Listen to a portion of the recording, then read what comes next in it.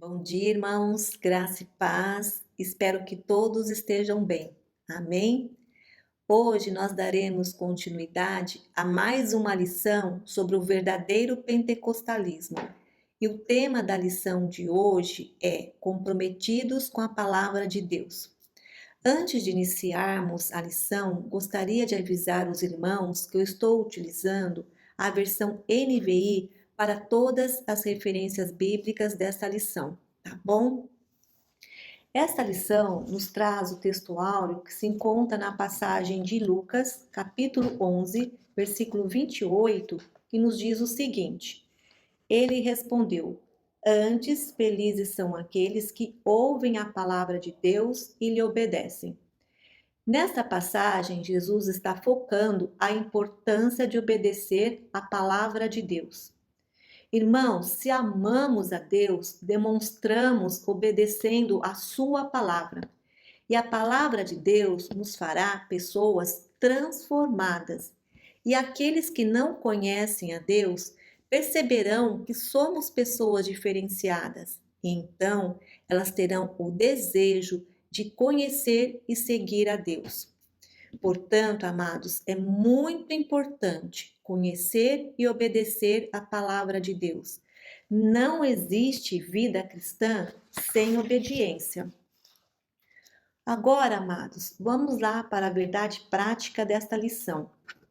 Ela diz o seguinte: a autoridade divina da Bíblia deriva de sua origem em Deus.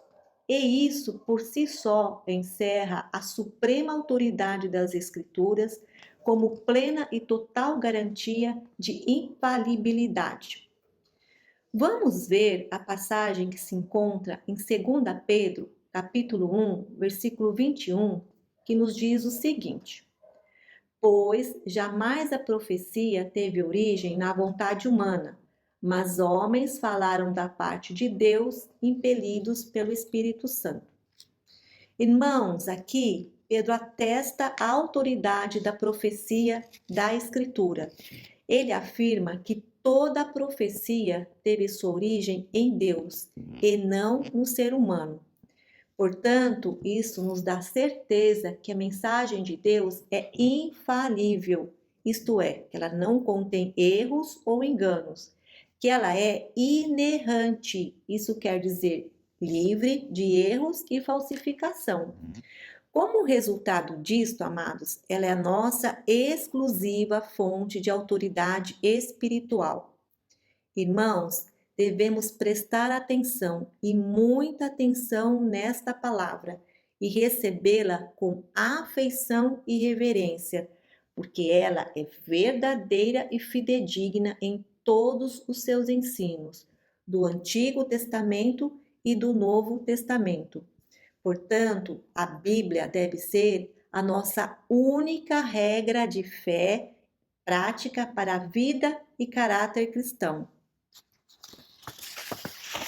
Agora nós vamos para a leitura bíblica em classe.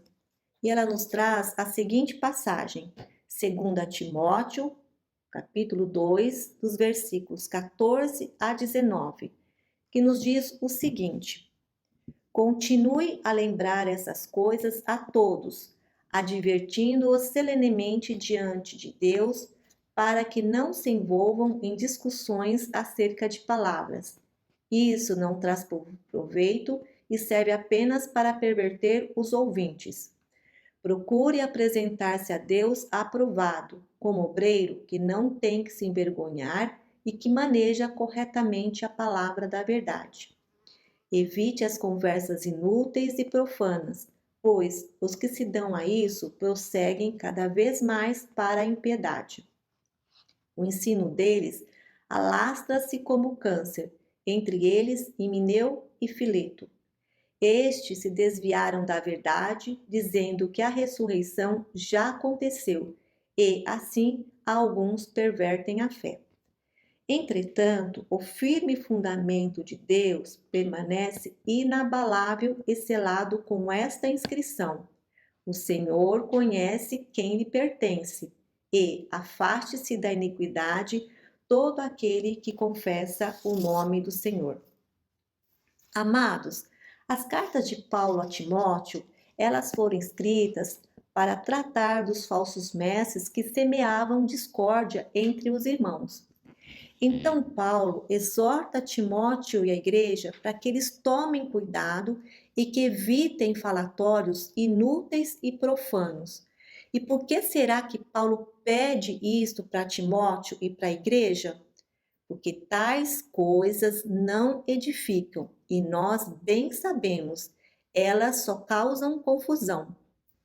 Amados, as pessoas que buscam contendas de doutrina e que seguem toda a ideia nova, além delas gastarem seu tempo, elas corrompem outras pessoas com seu mau testemunho, conforme aconteceu aqui nesta passagem com Himeneu e Fileto. Himeneu e Fileto, pensando conhecerem bem o Evangelho, porém equivocados, espalharam falsas doutrinas em Éfeso, e assim o que aconteceu?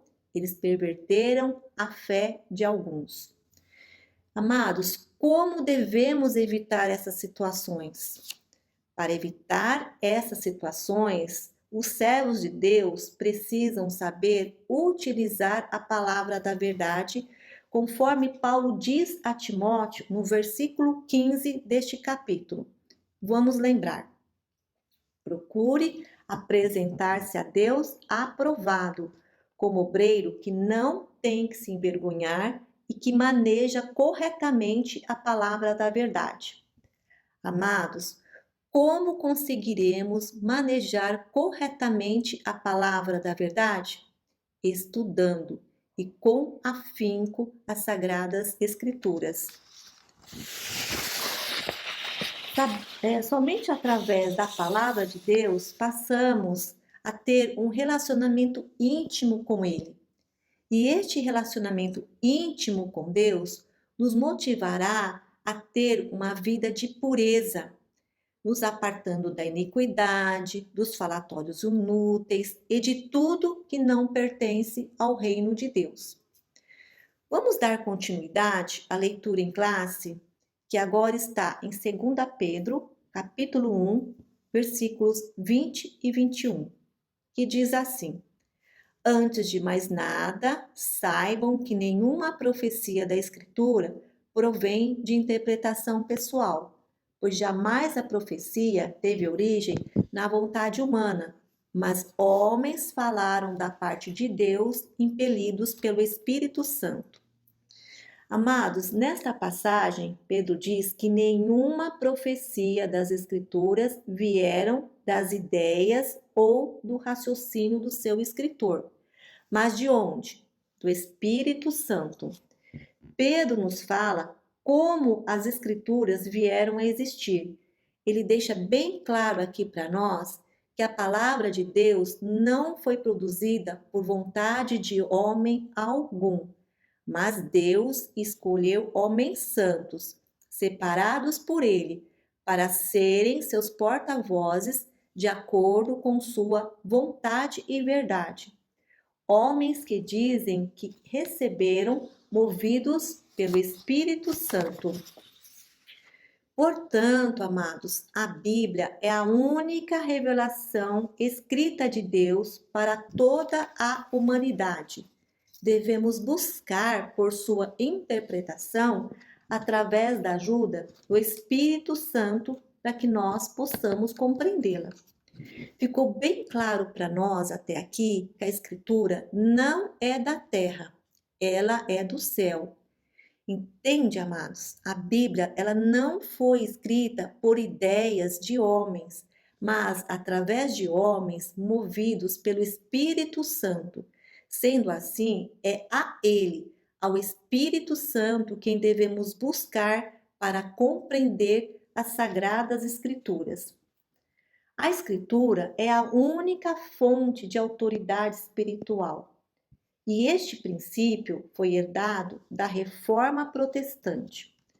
Vamos falar um pouco deste movimento chamado Reforma Protestante. Após a ascensão de Cristo, com o passar do tempo, a doutrina dos apóstolos foi deixada de lado. a igreja não estava mais ensinando a palavra de Deus. Ela estava ensinando que as pessoas deveriam fazer coisas para merecer a salvação e o perdão dos seus pecados. E a situação piorou quando chegou a compra de indulgências. Indulgência ou perdão dos pecados era dada a quem fizesse tudo certinho para merecer ou para quem pudesse comprar. Com isto, o que foi acontecendo? As pessoas foram se afastando do Senhor, da palavra de Deus. Mas o Cristo, que deu a sua vida em favor da igreja, não permitiria que ela ficasse dessa forma. Então, o que o Senhor fez? Ele levantou um monge chamado Martinho Lutero. Lutero estudou e buscou a Deus de todo o coração e escreveu 95 pontos que a igreja estava errando e que precisava melhorar. É conhecido que ele foi até a porta da igreja e pregou esses 95 pontos. Esse era um costume da época. A porta da igreja era tipo um mural para a cidade. E isto tudo aconteceu em 31 de outubro de 1517. Para quê? Para fazer uma reforma e resgatar a igreja dos erros e da apostasia. Esse movimento nós chamamos de Reforma Protestante. Vamos conhecer os 5 pontos que resumem esses ensinos da reforma. Esse resumo é conhecido como 5 solas. A palavra sola aqui é de origem latina e quer dizer somente. Estes 5 solas ou estes 5 ensinamentos são os seguintes: sola gratia, que quer dizer somente a graça; sola fide, que quer dizer somente a fé; sola Christus, que quer dizer somente a Cristo; sola Deo Gloria, que quer dizer somente a Deus a glória; sola Scriptura, que quer dizer somente a Escritura. Vamos ver agora o que diz cada um desses ensinamentos da reforma.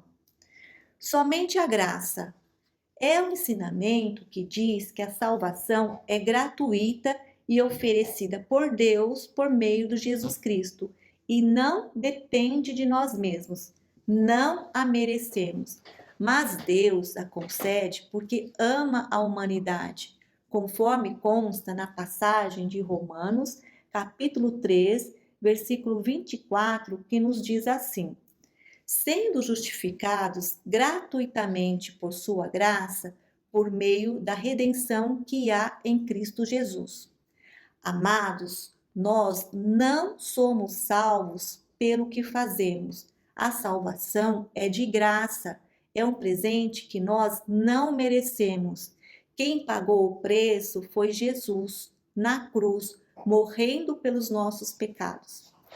O outro ensinamento da reforma é somente a fé. Este ensinamento diz que a justificação dos pecados só é possível por meio da fé, e não a fé e mais as boas obras. Não existe, amados, nenhuma boa obra que nós possamos fazer para conquistá-la ou merecê-la, conforme consta na passagem de Romanos, capítulo 3, versículo 28, que nos diz assim: pois sustentamos que o homem é justificado pela fé, independente da obediência à lei. Então, irmãos, para sermos salvos, é preciso ter fé em Jesus Cristo. E é Deus quem nos dá fé suficiente para crermos em Jesus Cristo como nosso Senhor e Salvador. Fé é dom de Deus. O próximo ensinamento que nós vamos ver aqui é somente a Cristo. Este ensinamento diz que o Senhor Jesus Cristo é o único Salvador do mundo. A salvação só é possível por meio dele. Jesus é o único que pode interceder pela humanidade inteira, pois ele veio ao mundo e viveu sem pecado algum e se entregou para que nossas iniquidades fossem perdoadas, conforme consta na passagem de João, capítulo 4, versículo 6, que nos diz assim: Respondeu Jesus: Eu sou o caminho, a verdade e a vida. Ninguém vem ao Pai a não ser por mim. Portanto, amados, não existe outra forma de termos um relacionamento concertado com Deus, a não ser por meio de Jesus Cristo. O próximo ensinamento da reforma é: somente a Deus a glória. Este ensinamento diz que Deus não divide a sua glória, conforme consta na passagem de Isaías, capítulo 42, versículo 8, que nos diz assim: Eu sou o Senhor, este é o meu nome. Não darei a outro a minha glória, nem a imagens o meu louvor. Então, tudo o que fazemos, amado, tudo mesmo é para a glória de Deus. O outro ensinamento da reforma que nós vamos ver aqui é o sola escritura, somente a escritura. Este ensinamento diz que a Bíblia é a única regra de fé e prática para a vida cristã. É por meio dela que podemos conhecer a Deus e entender a sua vontade, conforme consta na passagem de 2 Timóteo, capítulo 3, versículos 16 e 17, que nos diz assim: Toda a Escritura é inspirada por Deus e útil para o ensino, para a repreensão, para a correção e para a instrução na justiça, para que o homem de Deus seja apto e plenamente preparado para toda boa obra. Então, irmãos, tudo o que somos, cremos e tudo o que fazemos precisa estar em obediência ao que a Bíblia diz. Ela é a palavra de Deus, somente ela. Irmãos, a reforma deixou alguns frutos e um deles foi a tradução da Bíblia para outras línguas. Até a reforma protestante, a Bíblia e os sermões eram em latim, uma língua que, com o passar do tempo, se tornou distante das pessoas. Após a reforma, os cultos passaram a ser realizados na língua dos povos, tornando mais clara a pregação e o ensino do Evangelho. Hoje, irmãos, a Bíblia é traduzida em mais de 2.935 línguas.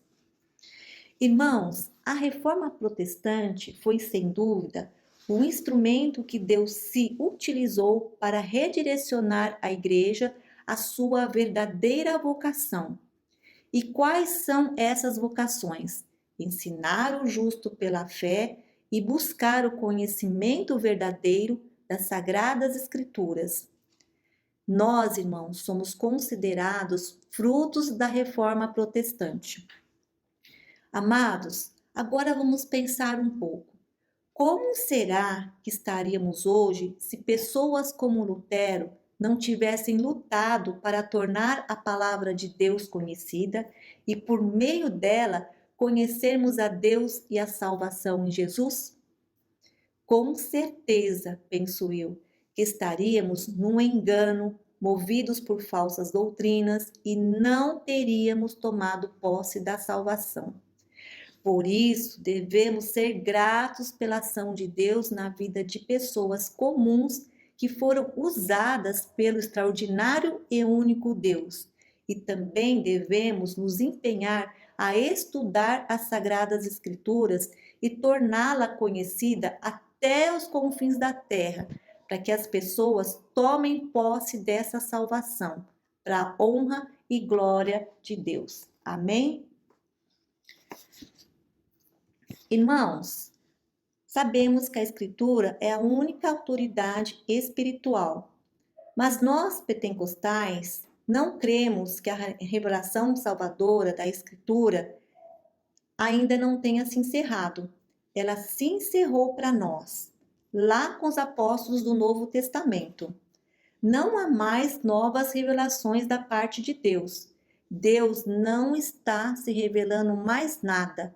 Tudo o que Deus queria nos dizer, Ele já disse e está nas Sagradas Escrituras.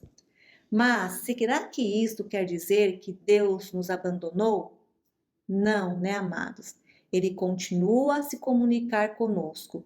Além dos dons espirituais, Deus se comunica conosco de outras maneiras. Por exemplo, quantas vezes não fomos tocados, guiados, orientados em alguma situação de nossa vida através da leitura da Sua palavra, de sonhos, visões e até mesmo das coisas simples do nosso dia a dia. Agora, amados, Deus se revela para nós de maneira especial. Ele continua cuidando de nós e se preocupa conosco. Mas não podemos ter uma experiência particular com Deus e transformar isso numa doutrina para a igreja, com base na autoridade da revelação. Este tipo de revelação foi encerrado com os apóstolos do Novo Testamento. Nós estamos aqui falando de doutrina. Mas o que é doutrina? Doutrina vem da palavra latina doctrina, que significa ensino ou instrução. Doutrina bíblica significa tudo aquilo que as Escrituras nos ensinam como regra de fé e de prática. Quando aprendemos o que a Bíblia ensina, aprendemos doutrina.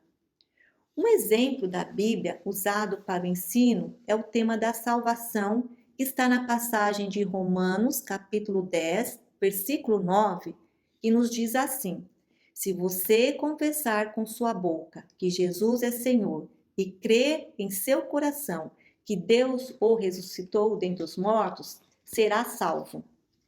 Esta passagem nos ensina sobre salvação.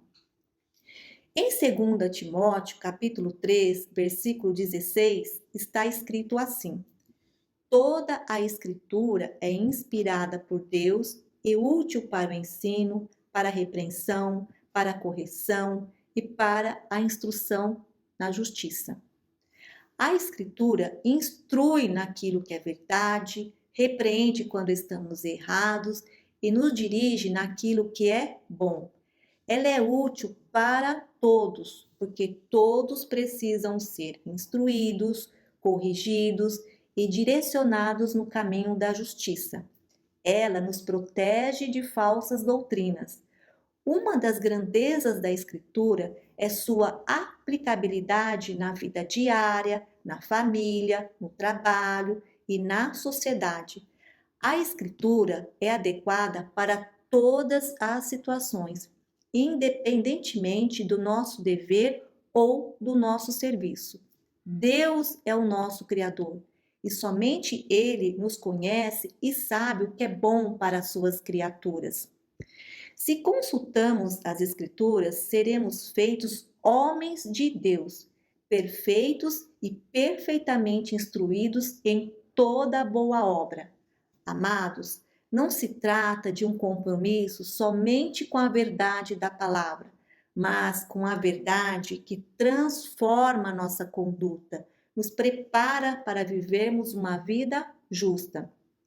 Portanto, irmãos, devemos amar a palavra de Deus e nos alimentarmos dela diariamente com fé, para aprender sempre mais, crescer na graça e no conhecimento de nosso Senhor e Salvador Jesus Cristo. Isto nos fará um obreiro aprovado.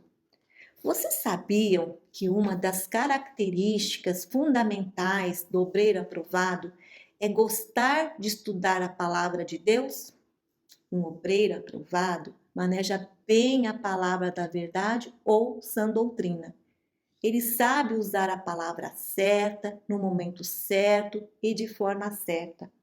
A verdade que define a natureza das Escrituras. Amados, A palavra de Deus é um farol irradiando a luz da verdade em meio à escuridão de todo tipo de engano e mentira, de todo vento de doutrina.